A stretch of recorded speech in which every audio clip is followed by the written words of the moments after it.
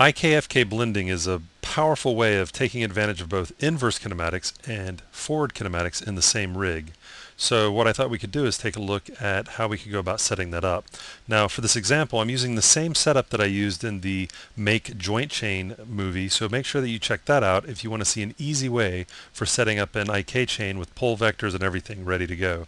It's kind of like a one-click solution. So as we can see here, if I grab the goal here, I've got my IK set up. Now what if I wanted to have IK and then at some point during the animation I wanted to switch to FK, then back to IK, and then even if I wanted to keep going back and forth, well, I can do that with IKFK blending. So what we'll do is we'll go ahead and set that up.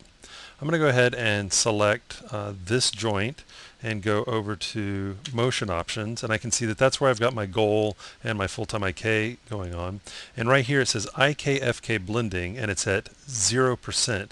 So it's using 100% IK and 0% FK. If I click the envelope button, I get the graph editor, and I can go ahead and start setting some keys. So I'm just going to say at keyframe 30, we want to go 100% for FK for forward kinematics, and then at 60 let's drop back down to 0. So 0 we've got IK, 30 FK, and 60 we've got IK, and we're doing a transition between the two so it doesn't pop, so it'll be a nice transition. So I'll go ahead and close that down. I can go ahead and close this down as well, and let's grab this joint, and at frame 30 it's now going to be using FK, so I can go ahead and rotate that, and I'll grab this joint and we'll just rotate this forward. So this is all forward kinematics. Now if I scrub through, I can see we're at IK, so I'm going to just position this so you can see the IK is taking place. We go to FK and then back to IK, so I'll just position this, say, right here. Okay, so we go IK, FK, IK. Now, if you don't want to use the graph editor, one solution would be to add a slider to the scene, an OpenGL slider, so that you can just handle it right in the window, which is the way I like to work when working with IK, FK blending. So let's go ahead and take a look at how to set that up.